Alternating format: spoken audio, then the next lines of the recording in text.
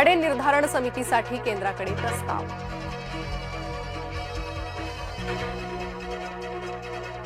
पुण्यात महार वतनाच्या जमिनीचा 1800 कोटींचा कथित घोटाळा, पार्थ अजित पवार यांच्या कंपनीवर गंभीर आरोप, महसूल मंत्रालयाकडे चौकशीची मागणी।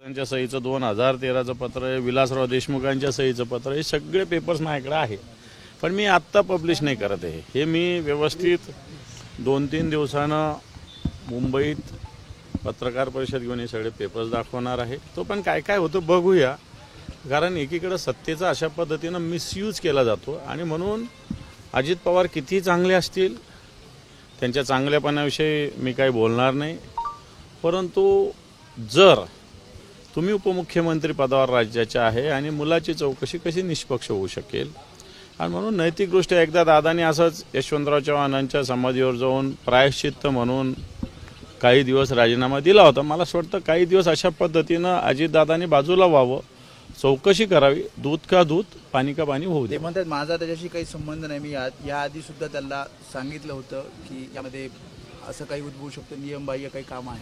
हे पहा, आता सोशल मीडियावर आणि वेगवेगळ्या ठिकाणी काही मीम्स येत आहेत। एखाद्या मुलाला साधा पेन जरी खरेदी करायचा तर तो वडिलांना सांगतो, हा 40 एकर जमीन कोरेगावसारख्या ठिकाणी 1800 कोटीचं व्हॅल्युएशन असलेली जमीन खरेदी करतो आणि वडिलांना माहिती नाही। हे कोणाला तरी खरं वाटेल का? कोणाला तरी खरं वाटेल का? आणि मग माझा याच्याशी संबंध नाही असं कसं म्हणू शकतात अजितदादा? माझं याच्याशी संबंध नाही असं अजितदादा कशा पद्धतीनं म्हणू शकतात?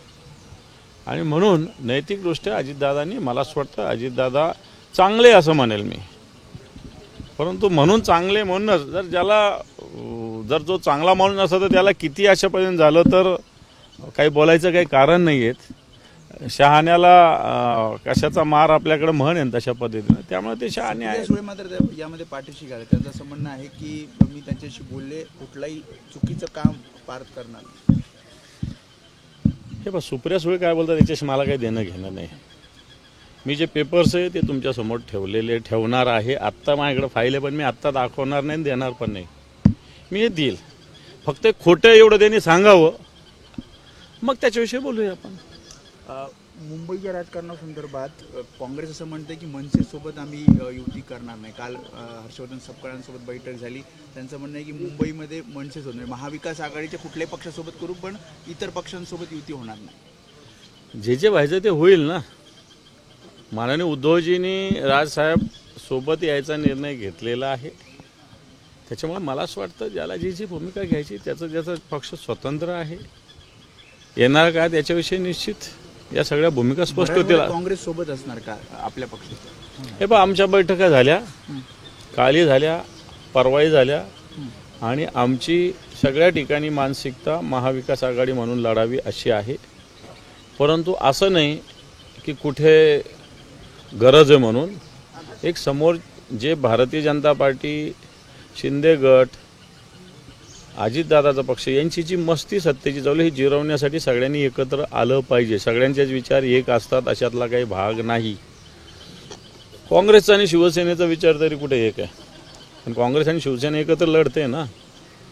तसंच एखाद वेळेस मनसेचा आणि काँग्रेसचा विचार एकत्र नसेल एखाद वेळेस, म्हणून काय फरक पडतो? सर, एक खडसेंनी दावा केलाय, खडसे म्हणतात की महसूल मंत्री असताना फाईल मंजूर करण्यासाठी माझ्यावरती दबाव होता असा त्यांनी गौप्यस्फोट केला। म्हणजे हे असेल ना, कारण ज्या अर्थी 2012चं बाळासाहेब थोरातांच्या सहींचं एक पत्र याच्यात आहे, त्या अर्थी याच्यावर अशा पद्धतीनं झालंच असेल। याच्यात हे पाना वेगवेगळ्या पद्धतीनं केसेस, याच्यात स्वतः बाळासाहेब थोरात जे महसूल मंत्री त्यांच्या 2012ची नोटिंग याच्यामध्ये, विलासराव देशमुखांची नोटिंग याच्यामध्ये, आणि त्याच्यामुळे ही फाईल काही आजची नाही आहे, परंतु झाली तर आत्ता ना।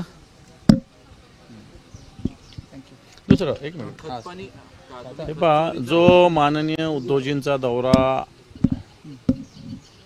मराठवाड्याचा जवळपास 40-45 तालुक्यातून होत असणारा दौरा, आजही हा दौरा आहे। जनता याच्याविषयी प्रतिक्रिया, शेतकरी प्रतिक्रिया व्यक्त करतायत। सरकार काही ठिकाणी थातूरमातूर मदत टाकण्याचा जिथं जिथं आमचा दौरा आहे किंवा दौरा झाला या ठिकाणी शेतकऱ्यांना काहीतरी थातूरमातूर मदत देण्याचा प्रयत्न सरकारचा चालू आहे, परंतु ही फक्त घोषणा आहे. शेतकऱ्याच्या खात्यामध्ये घोषणा तर त्यांनी ऑलरेडी केलेली आहे 31,800 कोटीच्या पॅकेजची, परंतु हे पॅकेज तुम्हीसुद्धा सगळी मंडळी हे सगळं बघताय. हे पॅकेज थोडतांड आहे. शेतकऱ्यांच्या पदरामध्ये कोणती मदत सरकारची पडत नाही. उद्धवजी ठाकरे साहेबांच्या या शेतकरी संवाद दौऱ्याला प्रचंड प्रमाणात शेतकरी गावागावातून येत आहेत, उद्धव साहेबांशी बोलत आहेत. उद्धव साहेबसुद्धा त्याच्याविषयी संवाद साधत आहेत आणि याच्यानंतर मला असं वाटतं येणाऱ्या काळात या सगळ्या शेतकऱ्यांचा एक संघटित लढा येणाऱ्या काळात होऊ शकतो. परंतु या निमित्तानं मराठवाडा असेल, महाराष्ट्र असेल, उद्धवजींचा हा शेतकऱ्यांशी संवाद एक शेतकऱ्यांना धीर देण्यासाठी, आधार देण्यासाठी, शेतकऱ्याप्रती संवेदना व्यक्त करण्यासाठी प्रचंड प्रमाणात यशस्वी होत आहे. तर अजित पवारांना अंबादास दानवे यांनी थेट सवाल विचारलेला आहे. वळूयात पुढील बातमीकडे. सुप्रिया सुळे यांना काही ठाऊकच नसतं असं अंजली दमानी यांनी म्हटलंय आणि सुप्रिया सुळे यांना टोमणा हाणलाय. तर सुप्रिया सुळे यांनी पाठराखण केली पार्थ पवारांची, त्यावर हा टोमणा. सुप्रिया सुळे यांनी असं म्हटलेलं आहे की या प्रकरणाशी पार्थ पवार यांचा काही संबंध नाही किंवा त्यांनी काही चूक केलेली नाही, त्यामुळे त्यांच्या या वक्तव्यामागचं गौड बंगाल नेमकं काय.